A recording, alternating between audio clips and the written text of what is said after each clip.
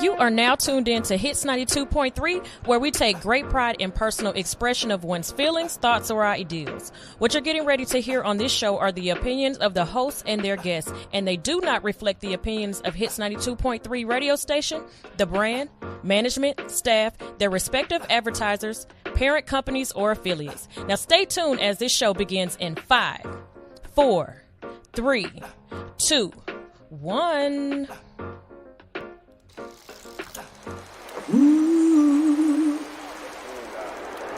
I command all the fathers from all time immortal to be upon us in this moment.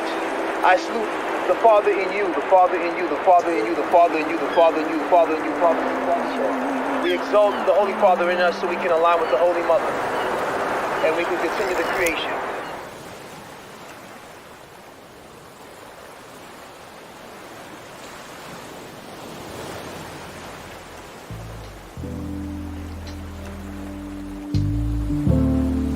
All praises to the Most High. I've been raising my vibration, yoga meditation, just sticking to the basics, living in the matrix. It's cynical and crazy, but I've been swimming in amazement, writing all these verses, reversing all my curses, walking in my purpose, doing it on purpose. I'm sure, I'm certain, I'm pure, not perfect. I rise in service of God, I'm a servant, take me high. All praises to the Most High. I've been hustling my whole life. I know the struggle, I know both sides. I'm at your neck like a bow tie. I don't know death, I'm pro-life. I cannot stress, I'm so love and so light and so bright. And me and God are so tight, the light of my life. I'm reaching new heights while I'm reciting my wife. I'm going bravely, ooh, I'm doing greatly. Life's amazing, I guess it is what you make it. This is prayer, this is affirmation. I've been healing, I've been feeling, I've been raising my vibration. I've been raising my vibration. I've been patient, I've been waiting. I've been patient, y'all. I've been raising my vibration. I've been healing, I've been praying. I've been raising my vibration. I've been patient, I've been waiting. I've been stacking, I've been saving, I've been healing, I've been praying, meditating, affirmations. I've been raising my vibration. I've been hella patient, meditating, lighting, saging, elevating. That's amazing. Dedication, self-preservation. I'm a walking revelation for every agent in the matrix. I'm a king, I'm a lion, I'm a giant, I'm Messiah, I'm in Zion. I'm prolific, I'm so gifted. I see the vision in my third eye, it's so vivid. I've been raising my vibration. I've been patient, I've been waiting. I've been patient, y'all. I've been raising my vibration. We will rebrand man and shape the future of humanity with the new possibility of father. So our children can go farther, and our women can be supported as we move forward. I've been raising my vibration. Once neglected, now protected, most respected and reflected. Yeah, I've been raising my vibration, healing the hurt, doing the work, never revert. To whack vibes that came first. Peace in your mind, peace in your soul, peace in your home. Keeping it real enough to grow, that's how you'll know. You're raising your vibration, that's how you'll know. Yeah, you're raising your vibration. Transfiguration, out of stagnation. She remembered who she was, that's a daily affirmation. Don't be mistaken, you're still evolving and amazing. Rebirth and genesis, just like a chrysalis. Journey in grace, protecting your space. Trust your intuition. In the liminal space, your ancestors been waiting. Your higher self been praying day by day. Keep raising your vibration, yeah. I've been raising my vibration. I've been patient, I've been waiting. I've been patient, y'all. I've been raising my vibration. I've been healing, I've been praying. I've been raising my vibration. I've been patient, I've been waiting. I've been stacking, I've been saving, I've been healing, I've been praying, meditating, affirmations. I've been raising my vibration.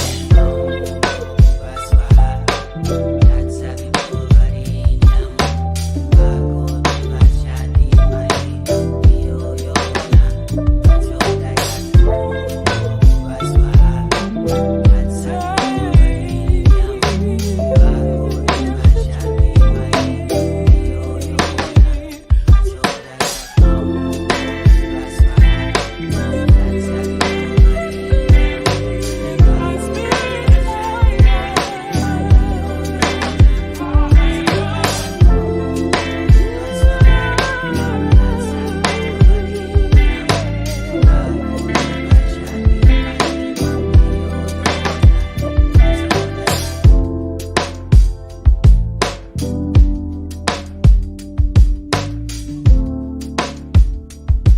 Lemonade provides the euphoric effects of recreational cannabis consumption without the health risks associated with smoke inhalation and hangover effects of alcohol consumption.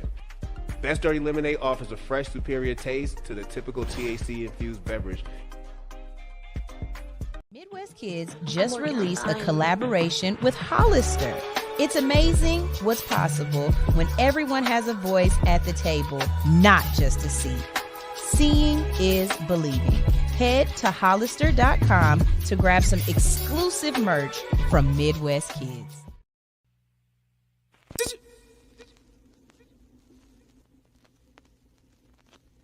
Welcome to Freedom Summer. Timeless liberty. Back when Florence meant Alabama, not Italy. Back when Huntsville wasn't really too into me. Back when Lax and Priestess ran the streets, them fleeces was up my sleeve. My jeans, they kept the crease, you know I was a beast. Riding with Miller and Miller brother Caprice. We pull up on Kendrick, I know his mama would cook a feast, to say the least. We had a place for our official sacrificial beliefs. Skipping school with them freaks. Tell the truth, my mama wouldn't let me get braids. She didn't want me stereotype my last day of 10th grade. Back when the IG page couldn't put you on stage. Back before Boosie said he a pussy, you find a 20, man, that shit just had me amazed. Back when doing dirt meant at least somebody was getting paid. Nowadays, these niggas doing dirt just for likes on their page. Man, is this a phase? Back when Bull used to have me in the projects for days. Underage and smoking weed blazed. Before Tip and Jeezy was let out they cage, man, we was outcasts all day. Mike Jones, Paul Wall, 8, Ball, MJG, Big Snoop Dogg, Drake, Pop. Before anyone said us that I was a thot. Before Lean and Rock, before we ever motorbike with Young Jock. Before they could snatch it on Napster. Before they would classify a classic album the day after.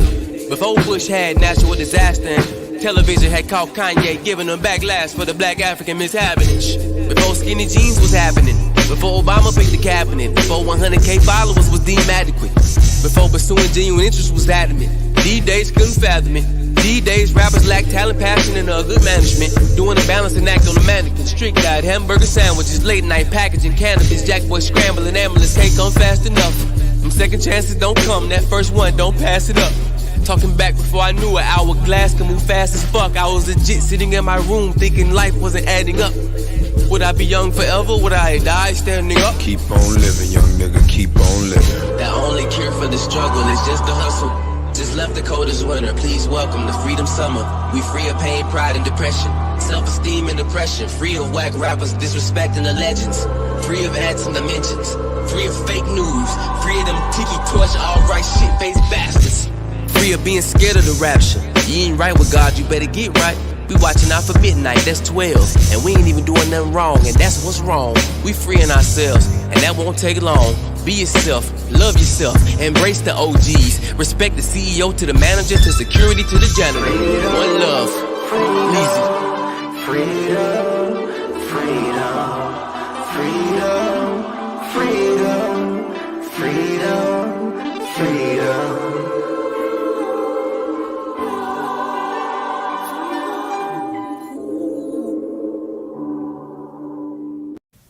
We're live, y'all. Wake your ass up. It's time for All Hustle, No Fear. Go ahead and click the live and watch the behind the scenes or see the whole show the way it's supposed to go on YouTube or Facebook. You can follow us on Facebook at Hits 92.3 or watch us on YouTube at All Hustle, No Fear. But the best way to do it, baby, is to have me in your ear. So that's right. Download the Hits 92.3 app and listen in. We're about to get started from 7 to 10, Monday through Friday. Hey. Good morning. Oh, you can't see me. Hold on. Wait. Here I am. Good morning. Good morning. How are y'all doing out there? It's your girl, Sunshine Reigns, a.k.a. Griselda Blanca, a.k.a. Uni the Motivator, a.k.a. the Party Starter. But you tune in each and every morning because I am your hood unicorn, and I am here to wake you up with motivation, positivity, some current events, and some keying. Okay, so as we get this day started today, I have a great show planned for you guys today. You know, we're always talking about things that need to stir up something in you, right? I start the day off with motivation and transparency, and you guys, it is going off hard on me right now. So I'm gonna be sunshine. I'm going to be 100% transparent with you guys. That's all I could ever do. That's all you guys ever asked from me, and you respect it. And so I'm just gonna be there, and I'm gonna say it.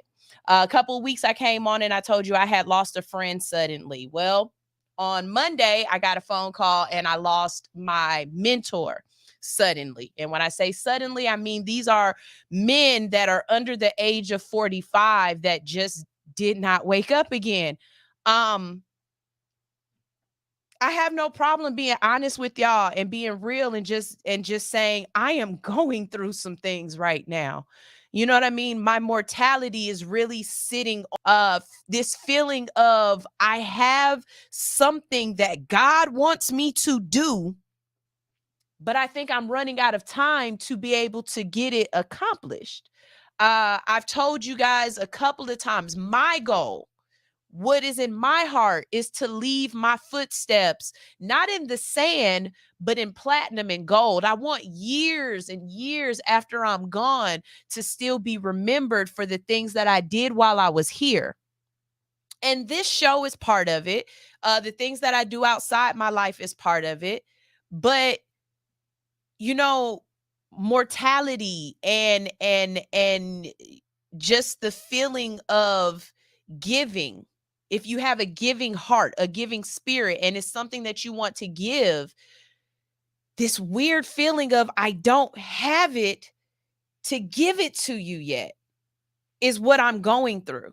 This feeling of wanting to feel like I have what I'm supposed to have so that I can bestow it upon the world, or I need to hurry up and gather it up before I leave this world so that I can leave it to you, is what I'm going through. If you're out there and you're dealing with your mortality, if you're losing people that are close to you, because we all are, especially with COVID and, you know, just all of the different things that are going around right now, we are losing people that we might not have expected to lose. I ask that you give yourself grace. You allow yourself to be sad, to enjoy the memories that you have, to not sit in it, but to move through it. And I know sometimes that's so much easier said than done, because I've only lost somebody like immediate family. I've only lost one immediate family member. And if I'm grieving for people that I've loved that weren't part of my family like this, I've got 7 brothers, you guys. I'm so afraid of losing the people that are around me. I am. So I have no problem being honest and just saying this is where I am right now. I'm living in my humanity. We talk about that a lot, to just be human, to allow yourself to be human. You can't always be happy. It's not always going to be green. There will be days where it's gray, where there's sadness. Oh, that's Chaz talking on my thing. We're going to have him coming up next. Where there's sadness. He's got such a refreshing voice. But I hope you guys, you know, you move through those times. And if there's anybody out there, if you ever need to talk, if you ever need a shoulder, my DM is always open. Thank you for anybody who's ever listened to me on those days when I'm not all the way there, or I'm, you know, having my little meltdowns or whatnot. I had a little light anxiety attack this morning. I'm not even gonna lie. And I wanted to do this interview today so bad, like so bad, that I said I can't sit in this. I've got to work through it. But I'm not gonna lie to y'all. I am in my emotions right now. And the conversation we're about to have is so it hits me so hard that if I cry, let's blame it on that. Okay? Let's not blame it on nothing else. Let's blame it on the conversation we're going to have. So, usually on Wednesdays, we talk about currency. We talk about just making things make sense. You don't say. But I wanted to allow my whole platform today to have this conversation with this, and I'm calling him young man, but when y'all see him, you can definitely tell he's a zaddy. Okay, he's got the nice looking gray. This is a great looking older man. Okay, but I'm calling him young man right now for what I'm calling him young man for. Anyways, okay, so here's my intro. So I be scrolling through TikTok, right? And I told y'all, you have to allow TikTok to filter. Okay. If you just listen to TikTok as it sends you TikTok information, all you gonna see on there is kids dancing and Karens. And you have to be really careful about that. Okay. I try to type in things to make sure it pulls up things that I'm excited about. I love science, so I type in Bill Nye often. And Bill Nye is funny. Okay. Follow Bill Nye on TikTok. But I was looking for things for my show one day, and we pulled up the conversation about, again, please don't check me, boo. But it's either Utah or Iowa. It's somewhere up north where they were arguing on the Senate floor, I believe, about whether or not a 12-year-old should be married. And it was so egregious to me that I fell down this rabbit hole, because who the hell would have thought that in America, we still would be having child brides or child grooms, right? And I fell down this rabbit hole. Ooh, y'all, sometimes when you fall down a rabbit hole, you get what you want and what you don't want. And I came across this man. I'm going to call him Mr. Chaz because I cannot pronounce his last name, but I'm going to let him pronounce it. I came across this man. He was so poised and his voice is just so calming. And he's just sitting here politely explaining how, as a child, he was allowed, and I'm going to let him tell the story, but he was allowed to marry his adult neighbor. And as he's describing this, the age of him when he got married and the age of my oldest child right now are less than 5 years. I could not picture my 12-year-old being 13. My son's about to be 13. I couldn't imagine my 13-year-old being anyone's husband. I couldn't. So I had to reach out to him. I jumped in his DMs and he was gracious enough to respond. And so let's go ahead and get him on. Right now we have the Chazinator. That's what we're going to call. Hi, Chaz. Hi. Thank you so much, Sunshine. Oh my goodness. It is so good to have you on the show.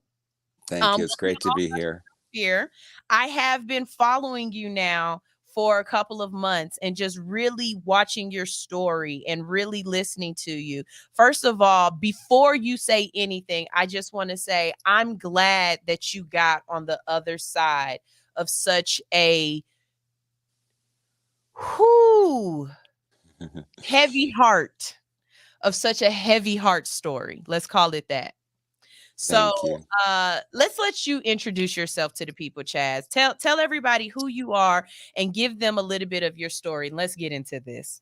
Okay. Well, the reason I think that I got your attention is because I went viral on TikTok with the story which you were talking about, where I told the whole world that when I was 15 years old, I got married to a 32-year-old woman, and she lived in the apartment complex just 2 apartments away from my mother. And it was a low-income housing apartment complex. But it was in Kentucky. It was rural. It was kind of nice. It actually, like, we had townhouses and wall-to-wall carpet. I mean, it's like, I don't know, but it was nice. It was brand new at the time. But she moved in 2 doors down from us. She was 32 years old. I was 15. My mother she had a history of not supervising me as well as a mother should. And I ended up going to help this lady take her groceries in one day. And when I did, she started showing attraction to me. I asked her if she was getting HBO installed, because this was back in like 1983. And at 15 years old at that time, I wanted to see HBO. It was all the rage. And of course, we couldn't have it because we were poor. My mom had 10 kids. And I didn't really feel a lot of love at home from my parents. So I was quick to seek affection outside of the home. Um,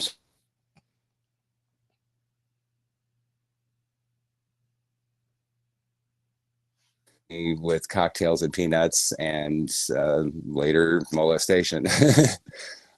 We ended up having a lot of intimate encounters, and for like a couple of months before we dated for like 2 months. And my mom knew, my whole family knew, everybody in Hold on, town. wait. Okay, so it would. I think that's what made me watch your story a little bit more, is because some of the words that you use are very just, polite society. You know what I mean? Right. Like, Well, because TikTok censors me, and I'm not sure how, like, what your platforms are like, but like I'm oh no, getting baby, we say what we gotta say. The okay. algorithm real, okay? Okay. You know, Um, you don't have to say essay. It's sexually assaulted. That's yes, and that's what she did. She sexually assaulted me. yes. Yeah. Um, you posted to someone one time, where they were saying, well, you asked your mother to do this. Your mother gave you permission. And your response to it really stuck to me too, because you were like, okay, first of all, please don't make this sound like I'm not the victim here. I'm definitely a victim. There's no way that a 15-year-old child can ask get permission to get married, right? Like that shouldn't Yeah. be possible anyway. So, one of the first questions that I want to ask you before we really get into it is, in your mind, in that moment, when you did go to your parents and subsequently ask to marry this adult woman, as a man now, you know that marriage has to do with protection, providing, being a equal partner.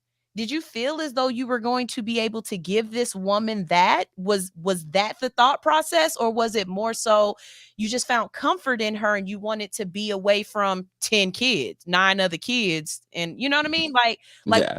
what was the thought process there? Because yes, I know you probably felt in love, but as adults, Oh, we I know, did. right. So talk to me a little bit about that. I did fall in love. I was 15 years old, which is still obviously a child. And, I did have to ask my mother's permission in order to get married. My motivation was not, long term, love at that time. It was really to get out of my mother's house. I would not have married this woman had my mother not attacked me one day because my brothers were jealous because my new fiance was buying me clothes, outfits, and stuff. And my mom didn't like seeing me run around in these new outfits while my little brothers were still running around in their hand me downs and, secondhand stuff. And she started fighting with me. She said I was stuck up and I thought I was too good for the family. And she jumped on top of me and she started choking me. And I stuck my thumbs in her wrists and I said, just get off me. I'm like, what, am I not allowed to have nice clothes? Am I not allowed to have anything, that unless my brothers have it too, but this was just the last straw for me. I was done. It's the first time I actually like stuck my thumbs into my mother's wrist to get her up off of me when she was choking me. She could have choked me to death. She always said, I brought you into this world and I can take you out. And that's such a cliche, but my mama, she meant it. Yeah, she meant it. Yeah. And I just, I was out of the frying pan and into the fire. Basically, this 32-year-old woman manipulated me. As a child, I was easily manipulated, and she knew that I was emotionally vulnerable because of the abuse that I experienced from my mother and from at least one of my siblings at that time was beating the crap out of me. Like he would just punch me in the back, and I just couldn't breathe. Where did you fall in line with the siblings? How like are you the I was only number 8. Number I was number 8 out of 10. There was 2 younger ones after me, and just within the last 21 years, I've lost both of those 2 younger siblings. First my little brother, and then my little sisters. Yeah, so I can relate to the loss that you were talking about. I'm so sorry for your loss as well of your mentor. and your family member. Those things stay with us. But it is really about attitude and perspective. And now that I'm older, I look back on a lot of these traumas, such as my marriage to this 32-year-old woman, from a different perspective. I see now, having raised two children of my own, two sons, who by the time they got to age 15 just reflected so much innocence.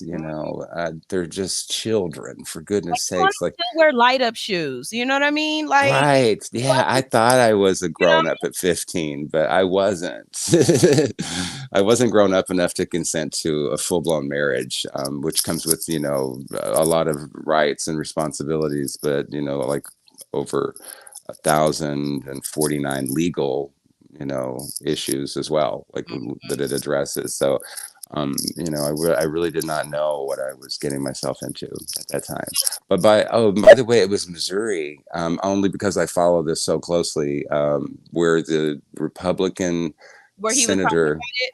I believe it was, was saying that, like he was advocating for marriage of 12-year-old children. And it really does happen. In 2006 in Tennessee, an 11-year-old boy married a 28-year-old woman. So it's just as recently as 2006, a child that young was able. And a lot of what's happening is parents are selling their children off. That wasn't my case. My mom just wanted to get rid of me. But a lot of parents will sell their children off to these people for drug money, for money, just, like, and You know what for we really think about marriage, Chaz? Isn't that Mhm. essentially what it was in the beginning? You know what I mean? You get a daughter, you get, they give you some cows or they give you a dowry, and now you get to have, Right. you this woman in your house that's going to take care of you and make sure you're fine. So for all the people who don't understand what's going on or about child's marriage, I have a little, monologue for y'all, and then me and Chaz are going to talk some more about this, because you've definitely got on the advocacy side of this, correct? Oh yeah, I have. I'm probably the only guy out here talking about this right now. I call myself a unicorn. I'm a unicorn because nobody else is talking about it. A lot of guys think it's a notch in their belt. They think, "Oh yeah, I had sex with a woman twice my age." That's nothing to be bragging about. You were a child. She took advantage of you, and you probably need therapy, and you just don't know it. For me, it definitely contributed to some bad things, which we can talk about after your monologue. Definitely. I think the biggest one that most people paid attention to, so I was born right around when this was happening to you. I was born in 82. Oh, okay. So, I remember what was her name? Mary Lou Lacherno? No. Who was the teacher who married the little boy? And then they end up having like 4 or 5 kids. I remember. Yeah, I think it was something like that. That name sounds familiar. That sounds like more than what I could recall. But I know who you're talking about. I remember that.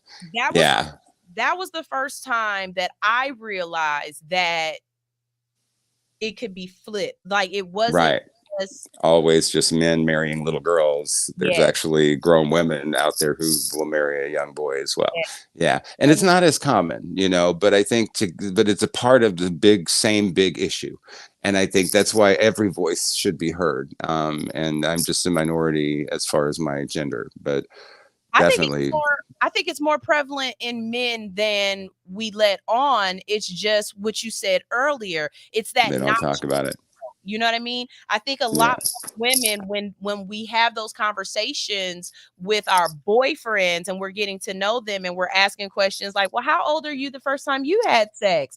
I've had guys tell me, oh, I had sex at 10. And I'm like, you didn't have sex at 10. Yeah, I did. I was having sex with a 17-year-old and I was 10. And when you're thinking about it in the moment, you're like, you weren't having sex. But then as an adult, when you're thinking about it, you're like, what the fuck was wrong with her? Like, Yeah. why was a Yeah. 17-year-old even interested in a 10-year-old? As a 40-year-old woman, there is nothing that a 13, 14, 17, 20, there's nothing a 25-year-old can really do for me right now that would Yes. make my brain cut over to think, hey, I want you to be my spouse. Right. For the rest of my life till death do us part. Now, do Talk you about taken marriage, like, and like making a mockery of marriage. Right. Child marriage is the biggest mockery of marriage that there is. Right. So, okay, here you guys. Child marriage is a human rights violation that's been happening in the United States and abroad. It's defined as marriage where one or both of the parties are under the age of 18. Child marriage is legal in 42 states. Do y'all hear me? Child marriage is legal in 42 states. That means it's faster for me to tell you the amount of states that don't have it than to tell you all the states that do. 20 states do not require any minimum age for marriage with a parental or judicial waiver. So that means if my 12-year-old wanted to get married in 20 different states, it doesn't matter. All I have to do is say, yeah, it's fine. Go ahead, marry off my 8-year-old to this 40-year-old man. It doesn't matter. She's okay. I give consent. That's all that matters. The vast majority of child marriages in the United States involve girls who are married to adult men. In fact, a study of by Unchained at last found that 86% of child marriages in the United States were between 2000 and 2018 were between girls and adult men. Child marriage has a number of negative consequences for children, including increased risk of domestic violence, forced pregnancy, educational and economic opportunity, mental and physical health problems. Child marriage is also a form of child sexual abuse. When a child is married, they are not legally able to consent to sex, which means that any sexual activity between a child and their spouse is still considered statutory rape. There are a number of reasons why child marriage happens in the United States, particularly. Some people are forced into marriage by their families, often due to poverty, religious beliefs, or cultural norms. Other people marry because they become pregnant and their families believe that marriage is the only way to protect their reputation. There are a number of things that can be done to end child marriage in the United States. One important step is to raise the minimum age for marriage to 18 in all states. And be perfectly honest with you, I don't think 18-year-olds need to be getting married. If you ain't smart enough to be able to purchase alcohol or cigarettes for yourself, why are you old enough to consent to marriage? That makes absolutely, positively no sense to me at all. Okay. This would help protect our children from being able to be forced to be married and would give them more time to develop and mature before making a decision to be married. We know that your frontal lobe is not fully developed until 25. Why should you be allowed to get married before 25? If it's for the rest of your life, why y'all can't wait another 3 years? Y'all gonna be together for the rest of y'all life, right? Because that's what my argument would be. Well, we want to get married. Okay. Why y'all can't be engaged for another 5 years? Because if you really plan on being together for the rest of your life, you don't have to get married today. You can just be together.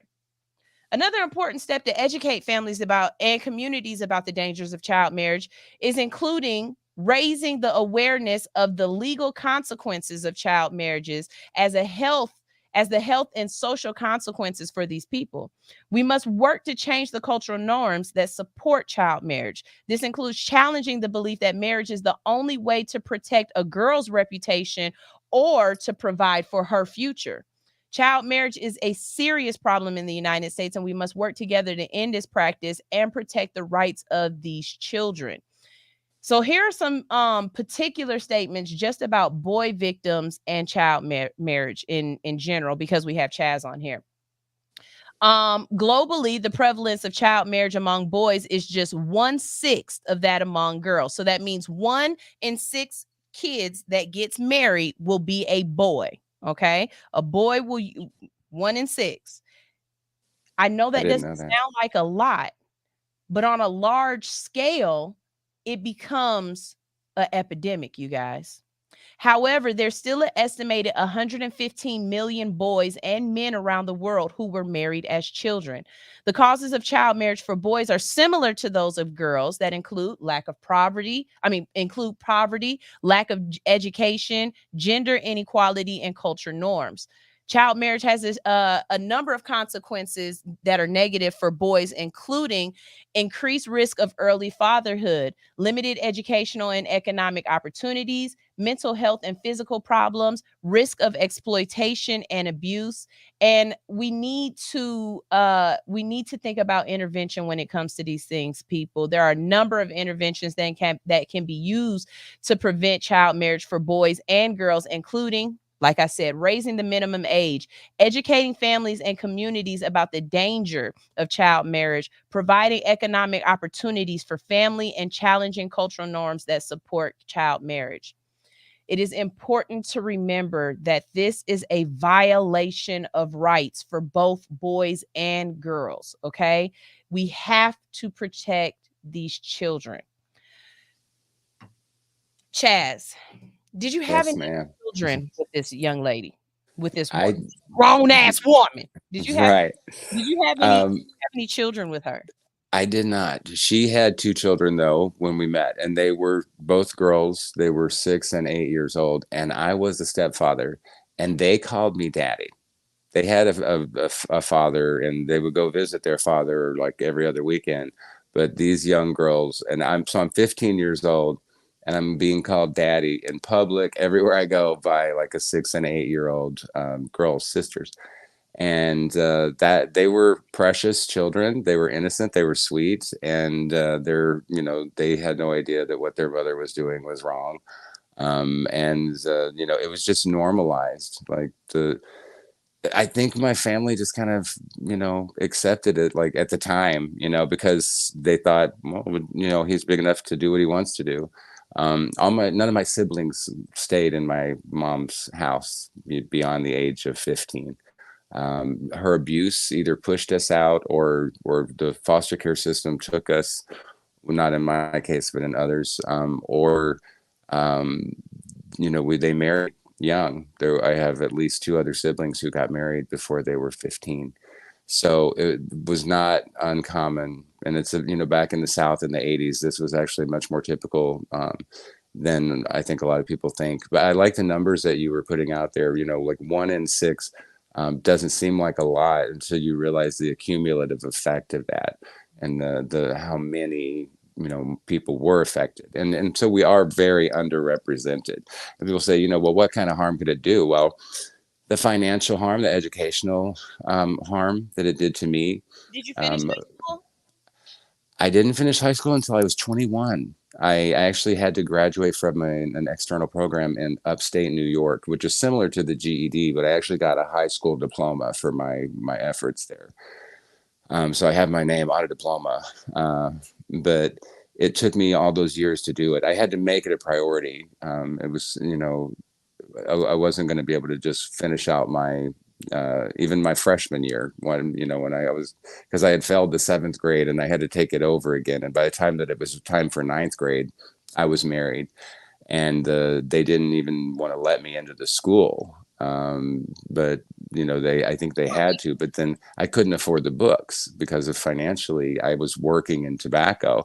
So I couldn't go to school. So I went and started working in tobacco to try to help to at least pay my own way, because my wife wasn't rich, my ex-wife.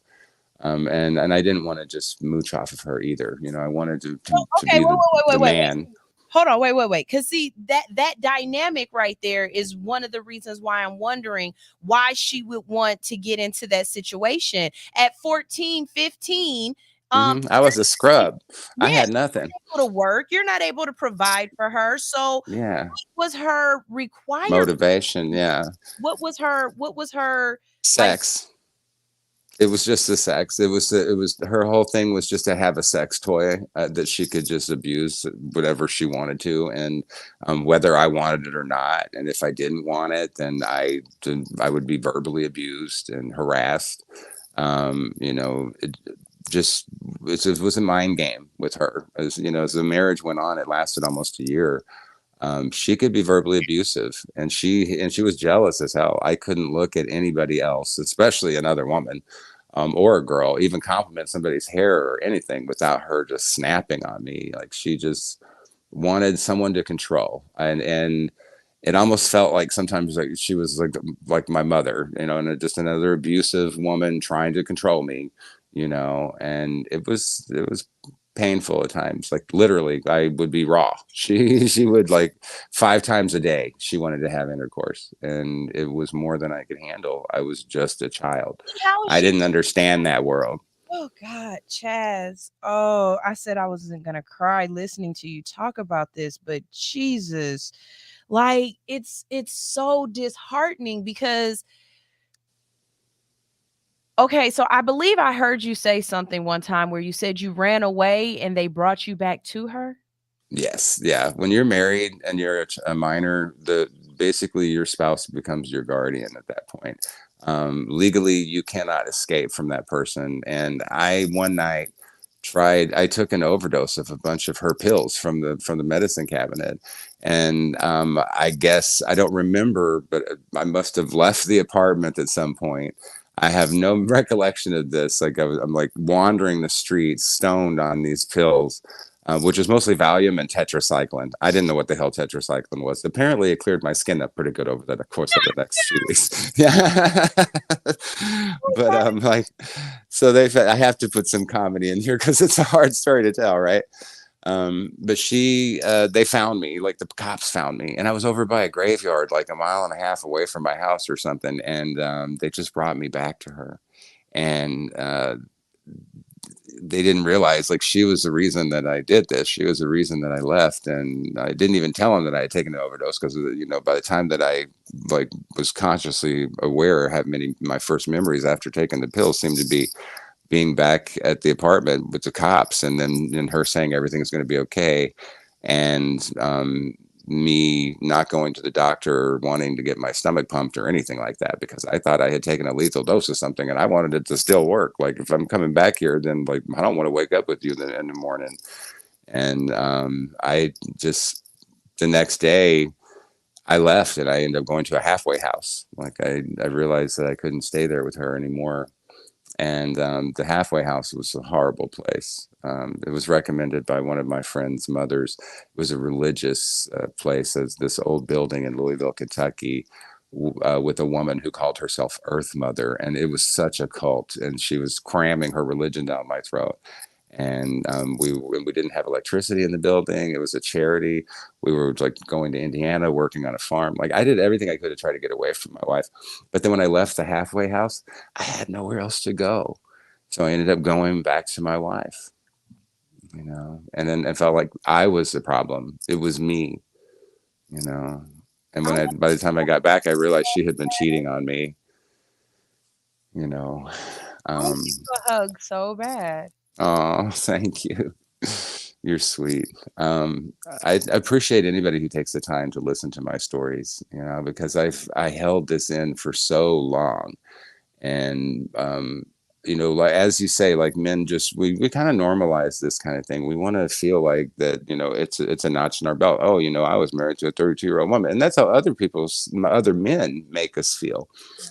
So it's hard to escape from that when, your family and your brothers and your cousins are all, rooting you on like you're, going for the home run or something, a touchdown. No.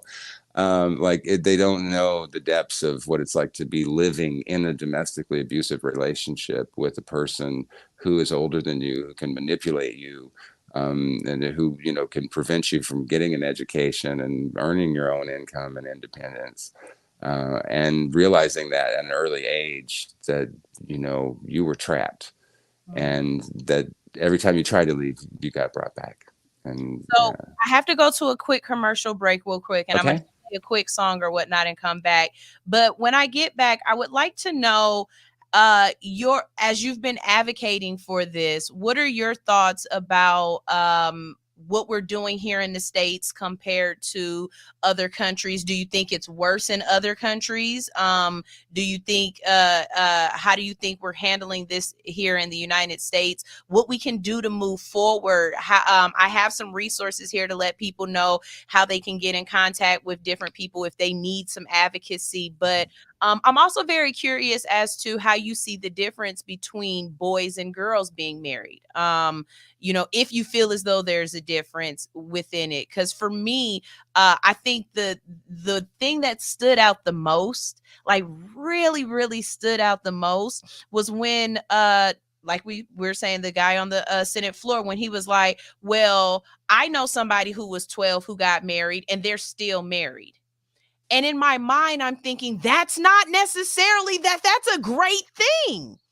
Like, when I hear of children getting married, my brain automatically thinks of indentured servitude. My mind automatically, like you said, sex slave. You know what I mean?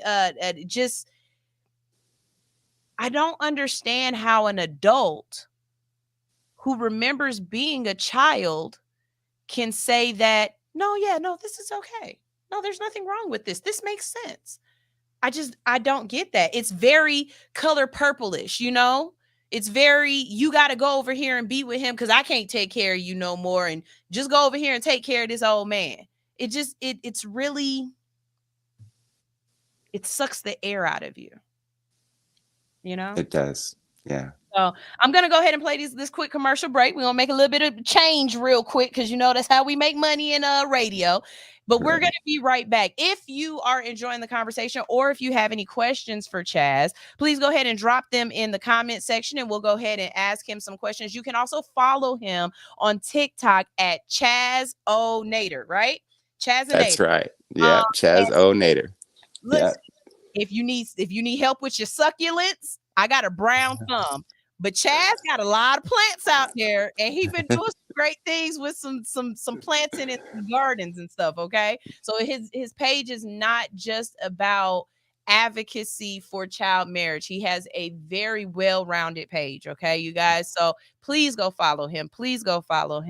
And thank you. Go ahead and go on a break real quick. But when we get back, we have more right here on All Hustle, No Fear. All right, y'all stay tuned.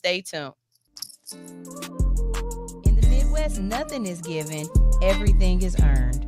Hardworking blue-collar individuals sticking together. Shop WeMidwestKids.com.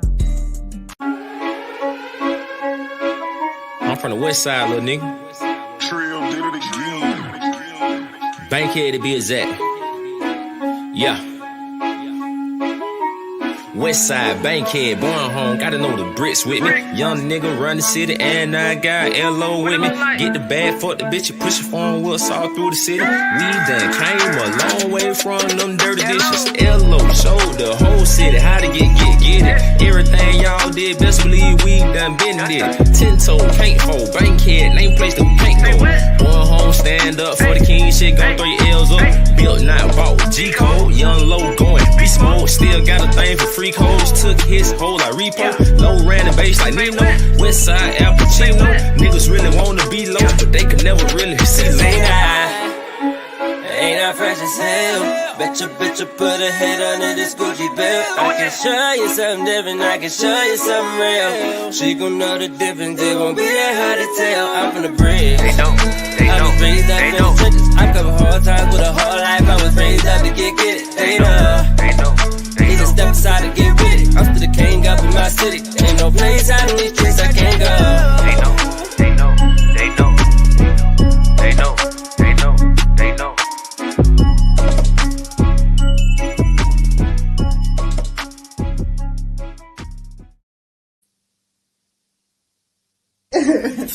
Good morning. This is All Hustle, No Fear on Hits 92.3. And every morning you wake up with us because we rock your mic. Mm-hmm.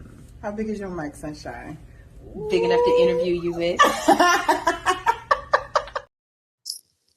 All right. We're back. So the first question that I asked Chaz, how do you feel as though it's different when it comes to men and women being put in the child marriage situation? Well, you point out the really significant difference, which is that there are a lot more women, than there are men who have actually been placed in that situation. And I think The difference, so I'm not really sure what the differences are. I think, it's inhibitive, because when a young girl, a lot of times it's because a girl gets pregnant. We guys can't get pregnant, so that's one difference.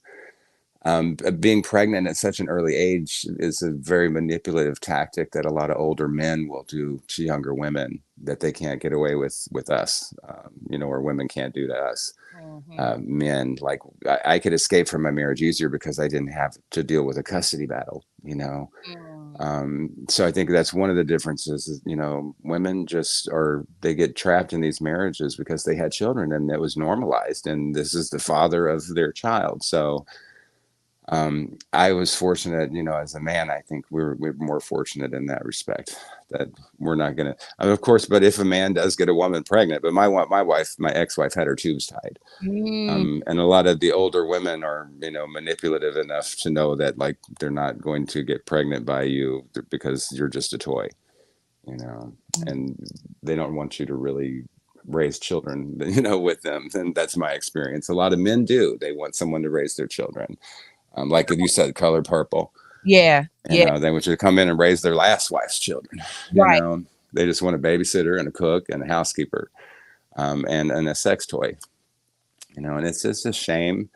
Either way, like, I see it all as one big picture for me, because I feel I've gotten so many messages from so many ladies who were married when they were young. And if you go through my comment section, you'll see so many women who say that, well, I couldn't leave because I had children. He manipulated me. He took all my money. He took my phone. He monitored me constantly. There's a level of power that young people are willing to hand over when it's normalized, by society, the legal system. You feel, well, a judge signed this paper, so I must have a right, to get married. But then children aren't able to really understand the consequences, the So long-term consequences. when you would be out and about with her, because I hear you refer to her as your ex-wife. Yeah, I call her my wife a lot too, because she was my only wife. But yeah, so yeah, when we're out and about. As her husband, when you were out and about, when she would introduce you to people, would she introduce you as her husband? She did. She would. So she had Yeah. no shame. It wasn't No. an embarrassment to her that she was married to a child, because you subsequently got divorced or was able to move on within about 2 years. Is that what I was hearing? Yeah, the marriage only lasted about a year, and Oh. then I left her, and then within the next year, I was able to legally divorce her. Okay. I found a job and friends, and I was able to get that process done and legally divorce her, which is something that a lot of kids can't do until they turn 18. You have to be able to sign a contract. You have to have some really good legal advocates on your behalf, but being married at an early age before 18 actually emancipates you as an adult, but not completely. It doesn't come with all of the rights that adults have. For example, I had to lie and say I was 18 years old to get my first job. I worked at a Sizzler steakhouse as a server, and I had to lie because the labor laws said that if you were under 18, I think you weren't allowed to work more than like 20 hours a week or something. Well, I needed full-time money. We all lied, because I'm telling you right now, I got my Did you? at 14. My mama changed that. She changed my birth certificate quick. I've been working at Wendy's talking about I can't wait till I turn 15. They was like, wait, huh? Yeah, some people started to figure me out at work too. There's like, you can't be 18. I'm like, what? Why? And they're like, you just don't look like an 18-year-old. You don't know. I guess I look like it, but I didn't act like it. And that's the difference. How do you think it matured you? I think it just forced me to grow up fast. Like, I had to quickly understand, that I had to, in order to feed myself, I had to work. And so I literally was pounding the pavement, just practically begging for a job in every place that I could stop on the streets in Chicago when I got there. I actually was in a suburb of Chicago at the time, Franklin Park. And I just remember walking for miles up and down Mannheim Road, just looking for a job anywhere that I could. I was like, I'll clean your toilets. I'll, sweep them off the floor. Just, any kind of job. I just need something right now to take care of myself. And they're like, how old are you? And I was like, always honest from the beginning. And I'm like, I'm 16. And they're like, just can't do it. It's a liability. There's labor laws, and they didn't want to, I'm somebody's kid. They don't want to get in trouble, with my parents if I'm lying, so it was hard to find a job. That's one of the hardest things, and to not be able to get divorced would have just been compounded that for me, because divorce is final. It helps you to move on. And for a child who's not able to sign a contract with a lawyer to get a divorce before they're 18, it's not fair. It's not fair for their children either. Like, say a young mother does have a baby, and then this man is an abusive piece of crap, and she wants to get away from him, and sometimes it's just not easy. It's almost impossible for a person that age. I'm not sure how I did it. My divorce, I was living with a friend, and he had some good legal advice. I said, you're a unicorn for real. I'm a unicorn for yeah.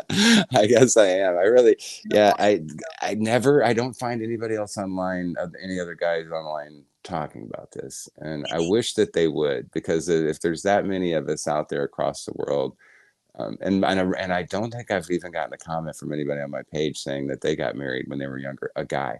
But I have so many ladies who do, and that's most of my audience on TikTok is women. Probably like 89% of my followers are female. So, and I listen to women, I take them very seriously, and they're the ones who show me compassion, and understanding, and then they don't judge me, for the most part. Like, but you mentioned a comment earlier from someone who just said, well, like, you didn't ask your mama for permission. Did you basically, like, did I beg my mama? Did I plead, as if it was all, and I'm just like, I asked my mama for a lot of things. I didn't get them. There's some things, like, you got to ask your mama, can you smoke cigarettes? Can I go stay out all night? With some place where you don't know where I am. And mamas are supposed to say no, right? Mamas are supposed to be in control of that situation. And I love my mother, and I trusted my mother, but she had failed me many times before, and she was abusive. She had no problem slapping or punching or hitting me, or any of my siblings for that matter, throwing something at us, hitting us in the head. But yet she claimed to be a Christian, and she was this holy roller, but she drank away all of our welfare checks. She was a welfare queen. She had 10 kids, and eventually just we remained poor. We ate a lot of beans So, in the crock pot. how did it affect your relationships going forward? You're under 18, you're divorced, you're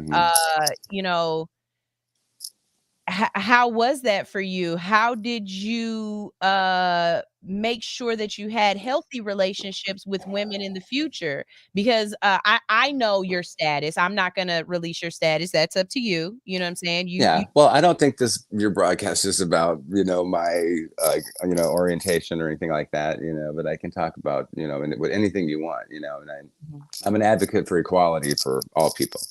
But a lot of people have asked me, did it change my sexuality? And it didn't. Like, I feel like my sexuality is exactly the same now as it was when I was very, very young. Like, I remember at age 4 and 5 years old watching TV and feeling attraction to people on the television, of both genders. And that never changed. And my experiences throughout my childhood, I haven't really touched much about it on TikTok, but there were a lot of girls that I messed around with as a child, unsupervised. I had, my first kiss was from a boy, but my first, like, I got my cherry pop by a girl. I mean, it was like the whole kit and caboodle with around like 8 or 9 years old. It was like the first time when I actually lost my virginity to a girl. I was, yeah. And I think the girl that I was sexually active with when I was about 8 years old had probably been molested herself. And so like and this is how Hey, molestation works. Yeah, Kentucky is nasty. It's a nasty state. People don't watch their kids. Maybe now they do, but back then it was just a free for all. I mean, my what was goodness. the 80s? Like It was a free there fall was, anyway. yeah, there was like two sisters downstairs that I messed around with, and then one of their friends. So I had been with girls, and I knew that I liked girls at an early age, for real. And some of them really liked me. But I didn't feel like I was ready for a full blown relationship. Obviously, I wanted to get out of my mom's house, escape my mother's abuse. But I didn't consider myself an innocent child. But you know what? I was innocent, even with those experiences with those other children, that was absolutely wrong. And I should have been supervised. But being, when a 32-year-old woman is messing with a 15-year-old boy, that's definitely child molestation. Took me many years to figure that out. The difference between the two, there's a difference between innocent childhood exploration and like a grown ass adult, literally, molesting So you what was 5 that times like a day. for you? That realization that you were I don't want to call you a victim because you don't give me victim vibes. I don't anymore. But at the time, for a couple of years after that happened, when I couldn't get a job and I was struggling on the streets, and I ended up having to sell my body, which I'm not proud of, but it happened, and I talk about it openly. It was because of the experiences that I had. I was promiscuous. I was left with the feeling that I was only worth what somebody would give me for my time and my body. And it really made relationships hard. So like falling in love with anybody was very difficult. Trusting anybody was very difficult. And so I abused my body by, being, what I guess you could call it a sexual addict. And it's amazing that I never caught any venereal disease, because like there's so many I could have caught, and I didn't catch a single one because I was safe and careful, at least to that extent, because I went through the whole AIDS epidemic without catching the damn thing. And that's just a miracle, in my opinion. But I am a survivor. And I think that's, the difference between my perspective and somebody who might be going through it right now, or somebody who just hasn't fully processed the fact that this was abuse. I didn't, have had epiphanies over the last couple of years, especially and even going on to TikTok, telling my story, and the responses I was getting, they triggered moments of relief inside of my mind, where I realized this was not my fault. I was not fully responsible for what happened to me. In fact, I'm not responsible at all. I was failed by my mother, failed by my wife, failed by the judge who signed the papers, and failed by anyone in my community and my family who normalized this and made it seem like it was okay, because it wasn't. Now, if we were to change the times, because of course in the 80s, men couldn't get married to men, right? Do you think if it was now, and that situation was a young boy child and a older man, that somebody would have intervened on your behalf? Or do you think they still would have allowed you to get married? And I know that somebody out there is saying, well, that's not a big difference. But in a way it is, because like we said earlier, with it being a woman, it was almost like an accomplishment for you, right? Or at least to your older men around you, they were bigging you up because here you are with this older woman, right? But if it would have been an older man trying to be with you as a younger child, do you think it would have been a different response? Do you think you would have, Oh yeah. I hate to say, do you think somebody would have saved you differently? Mm-hmm. I got cold on my hoodie. Keep talking. Go ahead. Yeah, I think that it definitely would have made a difference. But for me, because I'm a real equality advocate, and I see this scenario as exactly the same thing today. No matter, regardless of society's reaction, if I had been marrying a 32-year-old man at age 15, would have been correct, and as correct as it should be when a 32-year-old woman does it, which is, these are two grown ass people who are trying to manipulate a child. And the only thing is, people would say that, it's grooming, you're grooming. And it was exactly the same kind of grooming, whether it's a female or a male. But society itself would have definitely put a stop to that. And that's why I don't think you're going to find, and doing my research, I can't find numbers of people. I'm sure there has to be, though, like an older man somewhere. They don't Who's married a boy, because they don't speak up. You know what I mean? Yeah.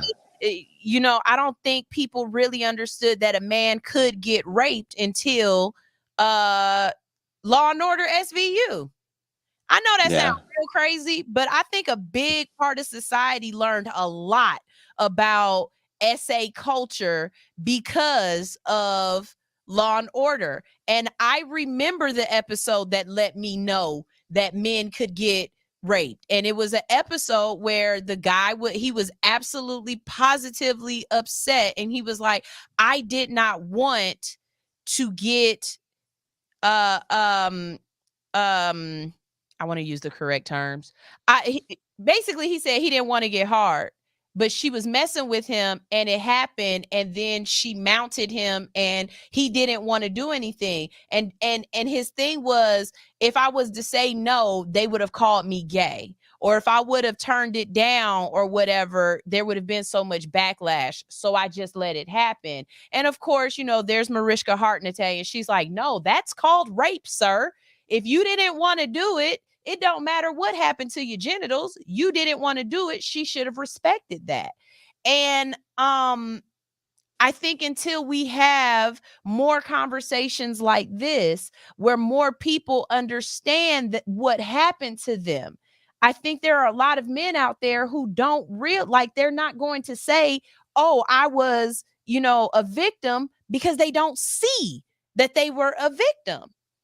And as women, we have to be the advocates to be there for our men, to let them know, no, you went through something. And not just because we want them to acknowledge it and work through it or whatever, but because if they understand that, then they won't allow it to happen to their children.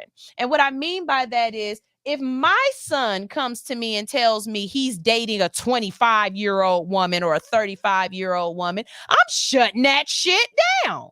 Right. Now, if he came to my husband at 16, 17, 15 and said he was dating a 25-year-old woman, do I honestly know that my husband would shut it down? I don't know. And now, because of this show, I got to go home and have a conversation with my husband to make sure we're on the same page that no, that is wrong. And it's not that, oh, my son was 15 and he was knocking down 20, 30 and 40-year-old women. No, it's that your son is 15 and he has absolutely positively no business talking or being they don't have any business being interested in your son. And I know there's somebody out there. I know there's somebody out there right now as a man that is saying, well, it's not that big of a deal. I had sex at 14 with a 30-year-old, but it is. It's a very big deal, people. It's a very big deal. I know you're on the avocation side. I also posted, I didn't know this, but deep diving into you, of course, I ran across this. Chelsea Clinton is a very big advocate for reversal of child marriage and changing the laws. Yeah, I saw that too. Right. And I'm very proud of her for that. It's weird. Yeah. I know we're around the same age, but I just feel like I watched her grow up throughout the presidency or whatever. Right. You kind of grew up together. Right. So, what different kind of programs, what kind of things can we do to be advocates to help out? What kind of things have you seen that are in the right direction? And, are there any politicians that are on your radar, or judges for that matter? Because when I say people, we have to vote. Here's yet another reason why we have to vote, because judges are voted in. The judge that signed the paper to allow Chaz to marry his wife was voted in by people. And that judge did that to other people as well. Chaz ain't the only one he signed off on. Right. I guarantee you, Chaz is not the only person that this judge said, it's okay. So, do you know of any people that we need to have on our radar that we need to pay attention to make sure that we don't vote for them? And what are programs or ways that we can become advocates as well for children that are victims of child marriage here in America? That's a very good question. And honestly, after I posted my video on TikTok, first of all, I think TikTok is it's an excellent platform for being able to spread the word about this kind of message. I think, if you're talking about it, that's going to bring change. You've got to be able to talk about it. And a lot of the other social media networks are not picking up on this as a trend. It's now trending on TikTok, and people are really becoming, and so many people are shocked. They can't believe that in 42 states this is happening. A lot of people are asking me, though, like, who are these politicians that are keeping these laws in place? Clearly they exist. Clearly they have taken a stance, and they're drawn a line in the sand and saying, we're going to keep these laws intact, these archaic patriarchal laws, which mostly affect young women. And I cannot find a list of them. And I can't compile a list of them because I don't have the time and the resources to be able to contact and try to and even get a straight answer out of them. You know how slippery politicians can be. Right. But the fact that it's in 42 states, like 42 freaking states, how is this happening? And nobody knows who's the one signing it into law and making it happen, right. Or who's supporting it and keeping it that way. And how come nobody's challenging it? The fact that that's happening tells me it's not a political party itself, because it's happening in blue states, it's happening in red states, California. I remember a few years ago, there was this young 16-year-old girl who married a 40-something-year-old guy. And even Anderson Cooper was talking about it on CNN at the time. And it was this is not normal. This is a democratic state. So I feel like it's something going on in both parties, and mostly probably in the South, of course, in the Bible Belt. There's going to be a lot of religious, like Southern Baptist evangelicals, right? Yeah, you got her pregnant, now you got to marry her. The Bible says so. A whole lot of that stuff's going on for sure. But at the same time, we can't just blame it on one political party. I think people need to, as a whole. I mean, this happened during Clinton's term too. When he was president, and and his daughter's advocating about it. He should have cared enough about children at the time to do something then.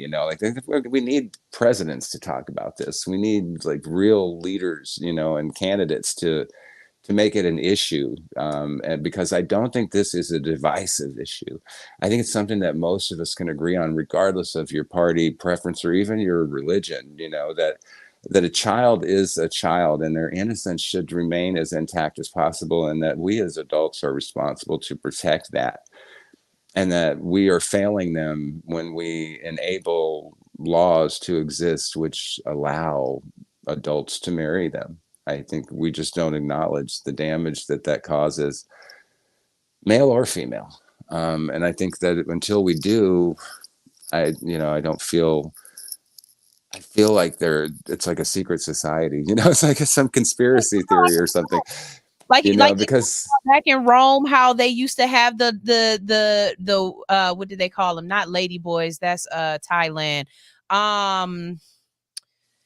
Eunuchs, the eunuchs. Yes, there we go. And yeah, it's not, you can't say that it's a new thing. You can't say it's just a old world thing. You can't say that it's something that's only happened in other countries, because for me, I'm not gonna lie, for me, it was I was very taken back when I realized how prevalent it was in America, and that we are actually allowed to marry children in America. I really thought this was some other culture, I automatically think of, like I said, dowries. I automatically think of Right. arranged marriages, that kind of thing. It never occurred to me that, in Chicago, I'm just picking a place because I can pick any of the 40, 50 states, and as long as I choose the right 42, Yeah. I can Right. picking a state, throw Right. it out there. I bet you that state got a law in the book. You know what I'm saying? Right. That allows Yeah. this. And it's just so egregious to me. It's so crazy to me that right now in 2023, there's still somebody that's arguing the pro of this. That it's not Mm-hmm. just everyone saying, no, this is stupid. And everybody's agreeing, yeah, this is dumb. This is dumb. No, it's somebody saying, well, I think 12-year-olds are okay to get married. Yeah, and that was a Republican, by the way. Like, he made himself known, and for me, he is ashamed of his entire damn party. I'm sorry, but if you got one person in here who, and he's not the only one on the Republican side who has been verbal about this. Like, Oh, no, I've done some videos where, like, Republican men have been very outspoken about their own damn desire to molest a young girl. This one guy talking about how he wants to marry a 16-year-old girl. Well, I want to knock your teeth out, but we don't get what we want, jerk. We just don't get it. Like, he thinks it's okay to groom a child. This is a guy in his 30s. Like, oh, when I'm 32 years old, I'll marry this, or now he's in his 20s right now. Hollywood yet, because you have people God. Woody Allen, who married his stepdaughter. You know what I mean? Oh, right. Yes. Oh, yeah. The adopted girl. Yeah. What? Oh my gosh. Yeah. I've never watched a Woody Allen film since I heard that. Like, honestly, I'm just not. I know a lot of people love him. But sorry, my children loved the movie Ants, and his voice was in it, and I was like, I just want to go puke. Sorry. Russell and Kimora Lee Simmons. She was 16. She was just talking about it on Instagram, where she was like, yeah, I couldn't go to junior prom. You guys, listen to what this girl said. She said, I couldn't go to junior or senior prom with a date because I was already dating Russell. So I just went with my homegirls. She couldn't go to prom in high school because a grown-ass man I was turned away. The principal or the vice principal of our school would not let me into prom because I showed up with a girl who was a friend, and he said, no, you're not getting in here. You're already married and everything. I'm like, what the hell are you talking about? Like, this is my school. Yes, I'm not attending because I can't afford to. I don't have the books right now. But and I had to work in tobacco, but my friend invited me, and I want to hang out with my friends. I haven't seen them. He's like, no, you're not coming in here. Like, society wants to, especially men, they say, oh no, you can't do this, you can't do that, you can't cheat on your wife. First of all, I shouldn't even have a damn wife. I was 15 years old. And now you're going to separate me from my friends and ostracize me and alienate me and just put me deeper inside of this little bubble that I was trapped in, where all this was supposed to be okay, but inside my mind it wasn't, because it's not. Outside your mind, it wasn't, Chaz. It wasn't okay at all. Since going through this, have you encountered anybody personally that you had to speak up for them, or you felt like you needed to mentor towards them and let them know that they were in a position that they didn't need to be in? I felt like I should have said something to my younger sister, because my youngest sister, Chrissy, got married when she was 15, I think 14 or 15.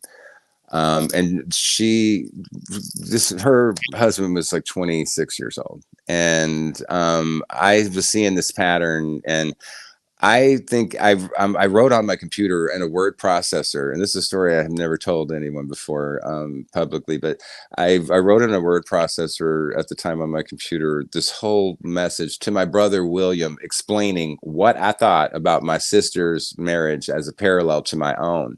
And in the whole thing, I said some really harsh things about her husband. My sister would later go on to have 3 beautiful, wonderful children who I love very much. And I definitely don't want to hurt their feelings by just dissing their parents' relationship, because both of their parents are dead now. My little sister's gone. Her husband passed away. So none of this is relevant at this time in their lives. But so I have to be cautious about what I say about the parents of my nieces and nephews.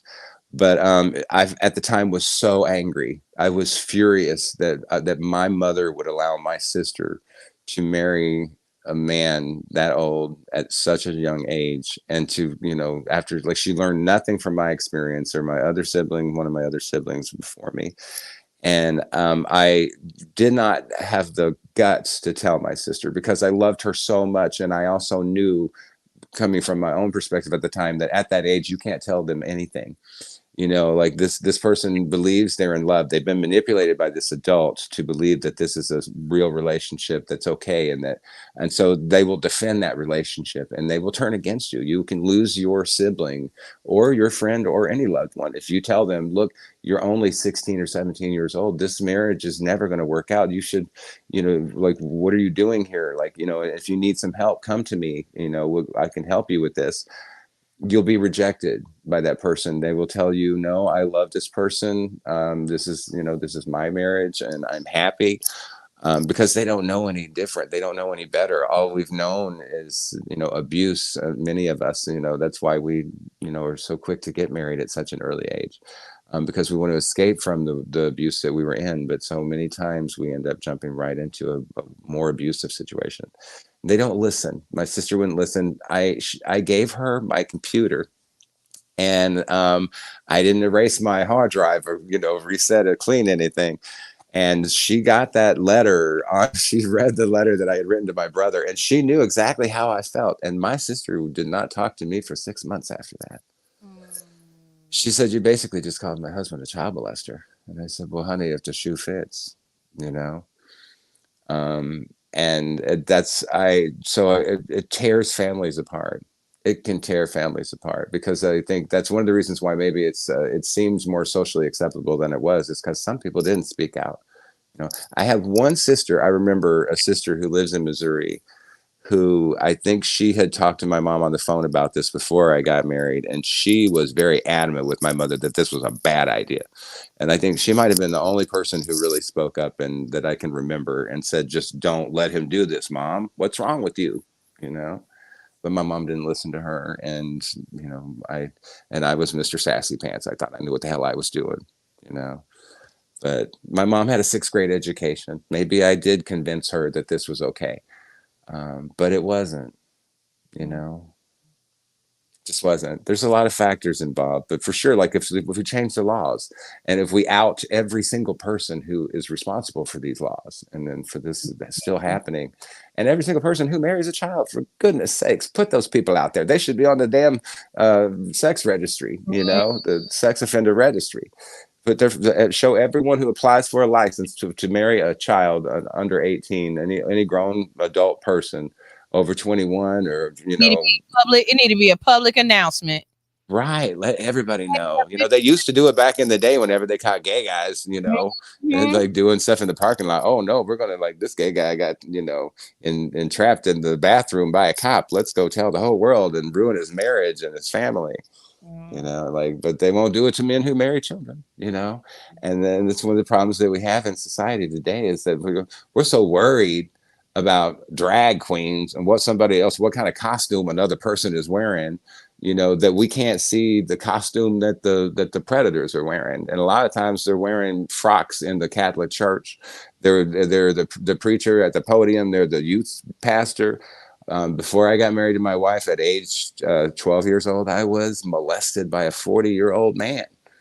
And that's another viral story on my page. This 40-year-old man, took advantage of me, and and it went on for a summer, a whole summer. So my wife, I was like predisposed. I was ready. Like I was preheated for more abuse.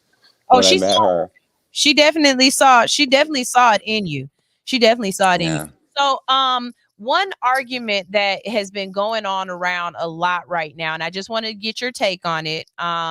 So some people are saying that they are trying to incorporate the pedophile the pedophile lifestyle into the LGBTQIA plus whirlwind that is.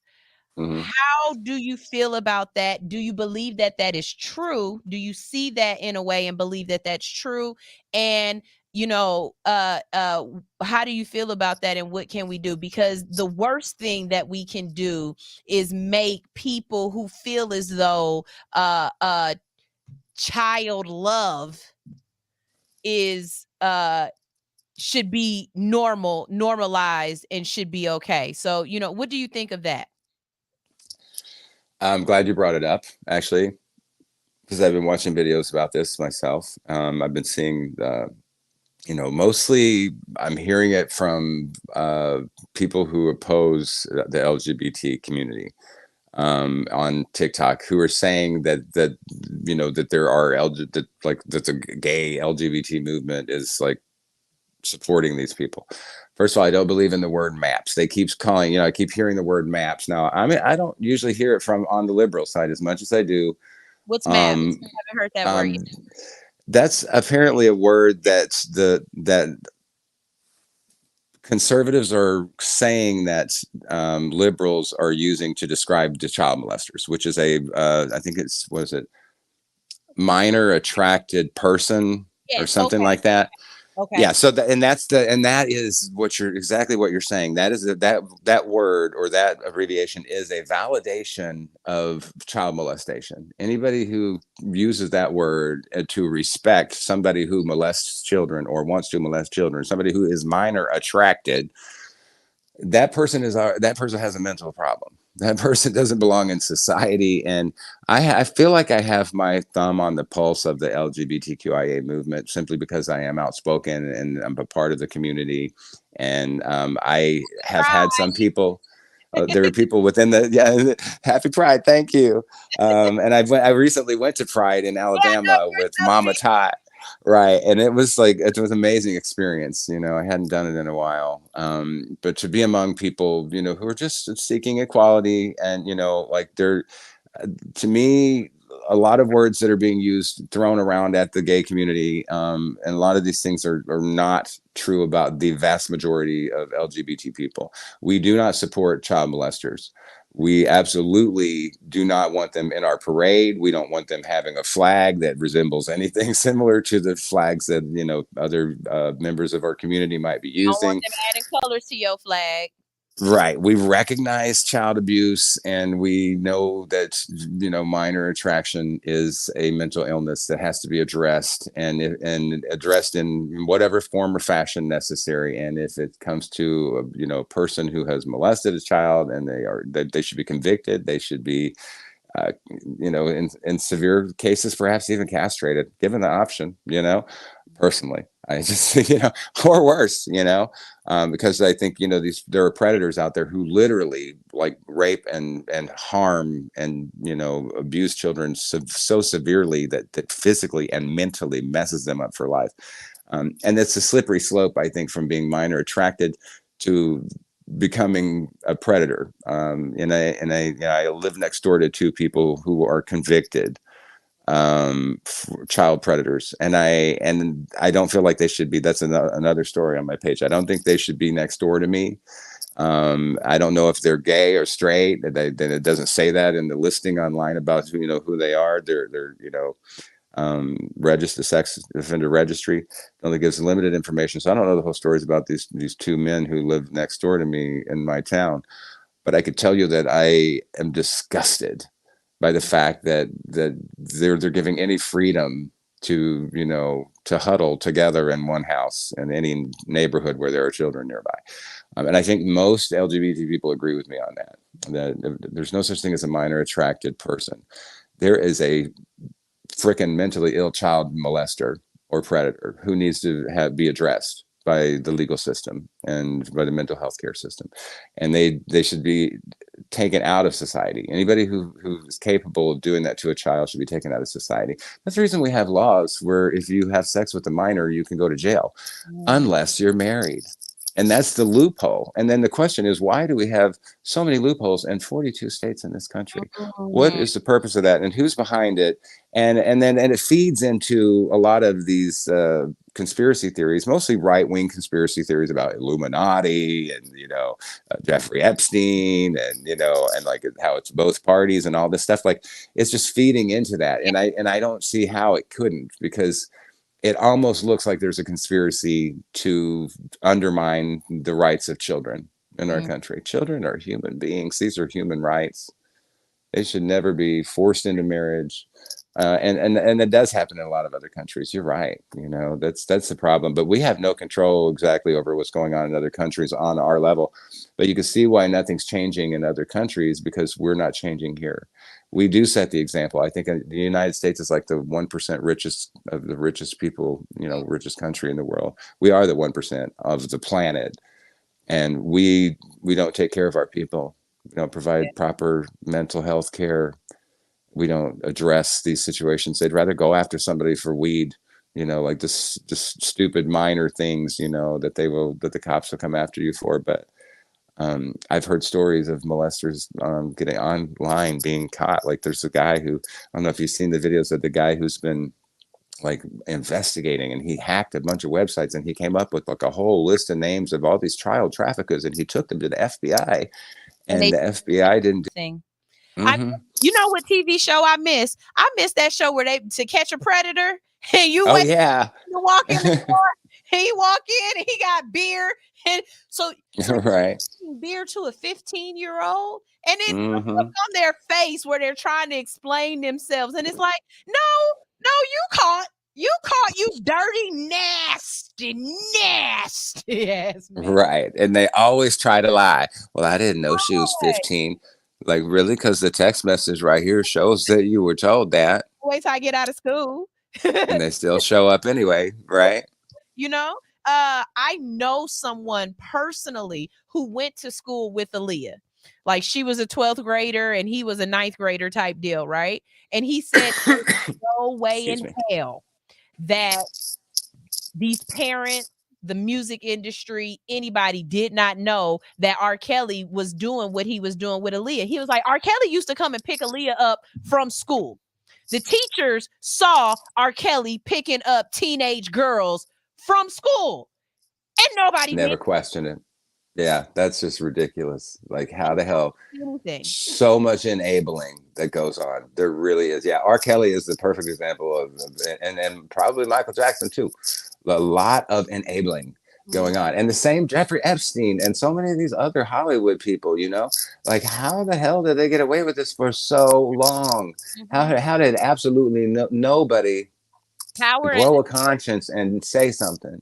Power and authority, the ability to change somebody's life comes with a lot of power. And like you said, when you're someone who doesn't see any other way out, and whatever your other situation that you're already in is a tumultuous situation, or is a situation where you are unhappy, or you are unhealthy, or you are being attacked and assaulted, any kind of, here, I'll take you away from that, is a shining star of hope.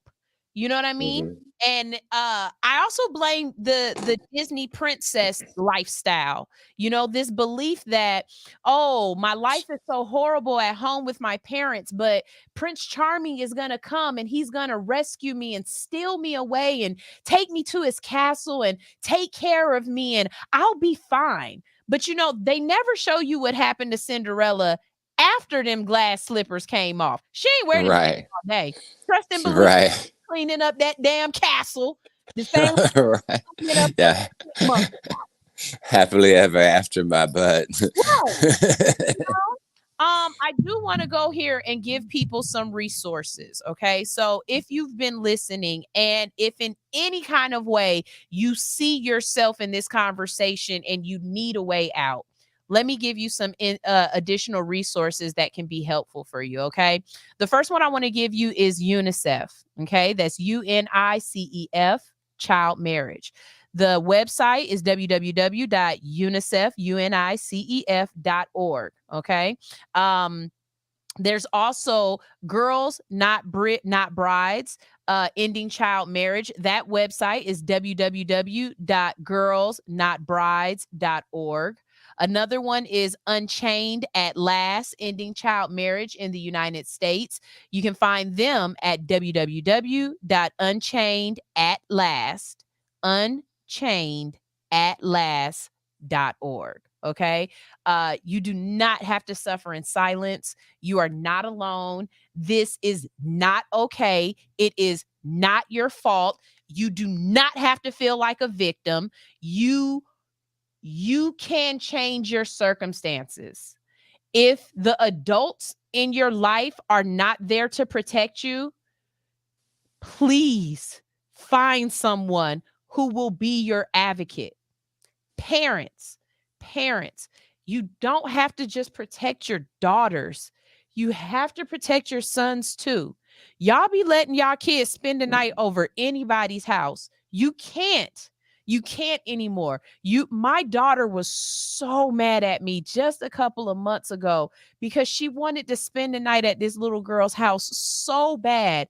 And I'm trying to explain to her, baby, I don't know who the father is over there. I don't know what brothers she has. Hell, I don't know what sisters she has. I can't let you stay over there because I don't know what's going to happen to you while you're there. And I can't protect you. I can't protect you if you're not around me. Another thing that I say over and over and over again is you have to talk to your children. You have to give them a safe space. You have to allow them someone that they can go and unleash their issues on, whether it's you, a auntie, a uncle, a big brother, big sister, somebody. But y'all got to be y'all child's advocate because there are people out here that are telling your kids, you don't have to tell your mom. You don't have to tell your dad. This can be a secret between just you and me. There are no secrets. No adult should have a secret with a child. There's no reason for it. It makes absolutely no sense. None. And if you are a child, whether you're, first of all, please don't be watching my show at 15, 16, because this ain't the show for y'all. But if you are, because you're an adult up here, please know that if you are going through something like what Chaz just explained today, what Chaz survived, please reach out to any of us, anybody. I'm quite sure that Chaz would welcome you jumping in his DM and saying, I need help. You can jump in my DM. I swear I will provide whatever resources I can provide to you. But the thought of a 13-year-old boy or the thought of a 13-year-old girl or anybody married to somebody 10, 20, 30 years older than them gives my heart so much weight to it. It makes it so heavy because I'm 40, you guys. I just turned 40. I'll be 41 in October. I am just understanding who I am, what I want to accomplish out of the world, what I give to the world. At 12, 13, 14, you don't know yourself. You don't know yourself enough to give yourself to another human being. Marriage is about giving yourself to another person. And I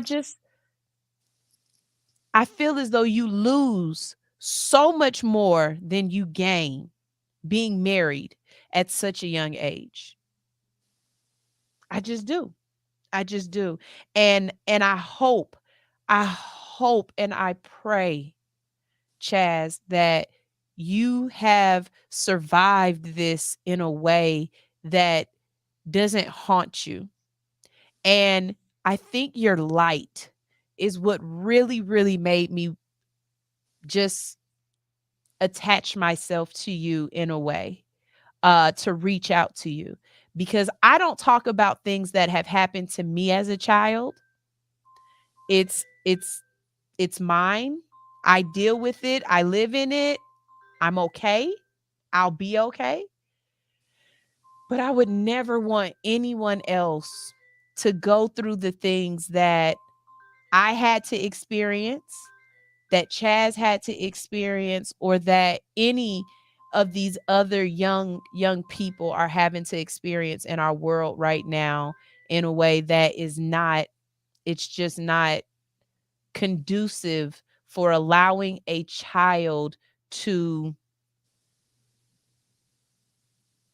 mature naturally, mature at their pace. Chaz had to grow up so fast. And I'm happy to see that you are a happy, thriving adult. Can you give us a little bit about that? Just let people know how you came out on the bright side and where you are now, and that, you know, you are in a better place, that there is a bright side to a very dark part of your life. Sure. And thank you for your kind words. I really appreciate you so much. It's anytime that somebody takes the time to watch my content and comment at all, it lets me know that you have a loving heart, because my stories are pretty hard to listen to sometimes, and I know. So thank you for taking the time to do that. I am happy today. After all that I've been through, and the loss that I've suffered, and the grief that I've experienced, and um, I found love, and I found it early on. When I was about 23, I met the person who is now my spouse, and I'm now a grandfather. We actually, my spouse and I adopted two children, two brothers who had the same mother, and those children are now grown up, and I have two beautiful baby grandboys, and I love them more than life itself. They bring me so much joy. I live in a small house in Southern Illinois, and I garden. And as you mentioned earlier, like, you know, I can't get away with just posting videos about gardening on TikTok. But if I tell a true story and I use my garden in the background, then it kind of like fills the whole slot for me. Yeah, it lets like people who like gardening can watch me, people who like true stories can watch me. And if you like both, you're going to love it, because that's all I do. I'm known as the true storyteller. And that brings me joy. I never expected that. At my age, I'm now 54 years old. So you can see that it's been a long time since I was married and dealing with those things. I'm able to talk about my life and these issues much more openly and much more easily than I did before, without bringing up a lot of painful, traumatic issues and having to relive them over and over again. I kind of put myself outside of myself in order to tell that story, so that because it's so important to me. I learned this technique after my little brother passed away, which is one of the most tragic things that's happened since I met my spouse. I've had all this happiness, but then there was a few concentrated years of death that just really almost did me in. I became a recluse. I didn't leave home. I quit working. I stayed home. I mooched off of my spouse. I just did not have any confidence or love for myself. And for about 10 years, I had an eating disorder. I weighed 150 pounds. I was skin and bones. Just stress and anxiety, worrying what's going to happen next. Who am I going to lose next? Because I lost my brother, my nephew, my sister, my mother, and so many pets. And then I just, finally, around 2019, I decided to get a job and get out of the house and be around people again, and to try to heal myself and to seek spiritual awareness and to connect and commune with nature and the Lord.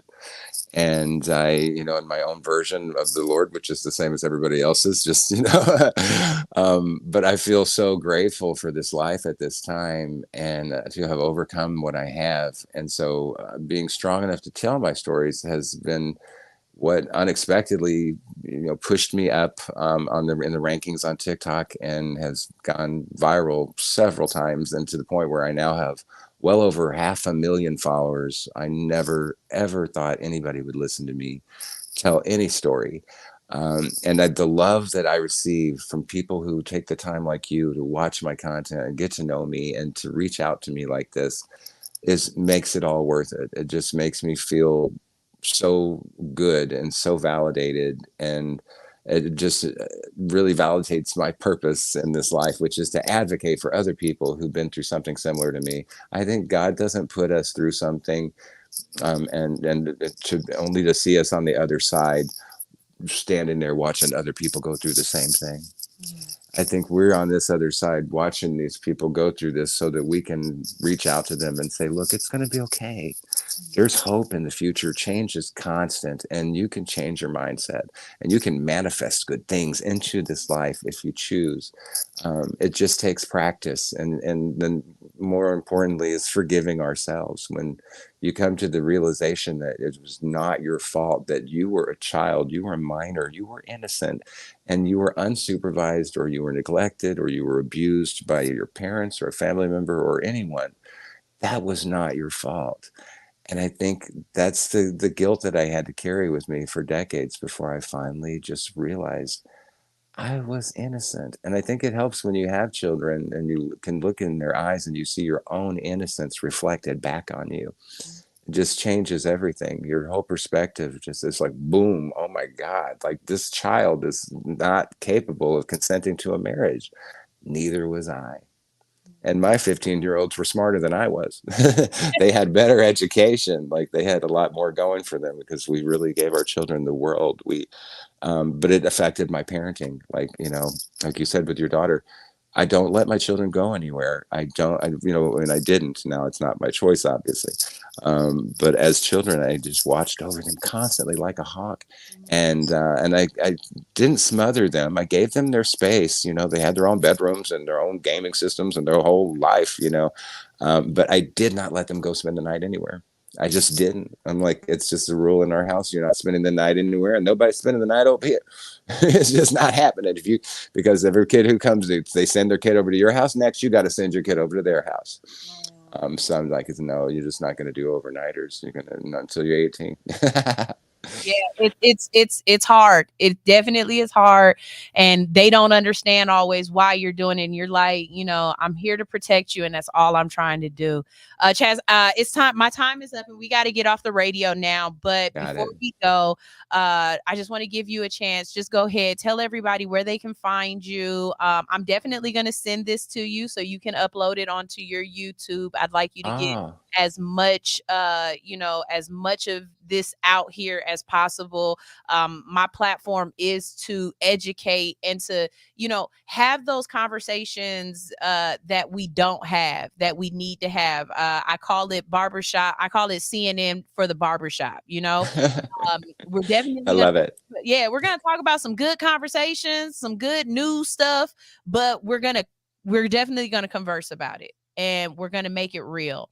And like I said, you've come across my feed just too many times for me not to say, let me give this person a voice on my platform. So let everybody know what your platform is, where they can find you, and how they can keep up with you. And do you have any nonprofits or anything that people can donate to help push your cause forward?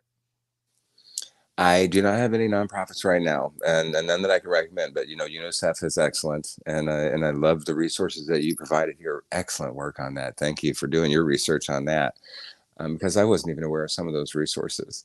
You can find me at Chazinator. It's on TikTok. That's where most people find me. I've had over 54 million views to my content since I started last August. So I've only been on there like 10 and a half months or something.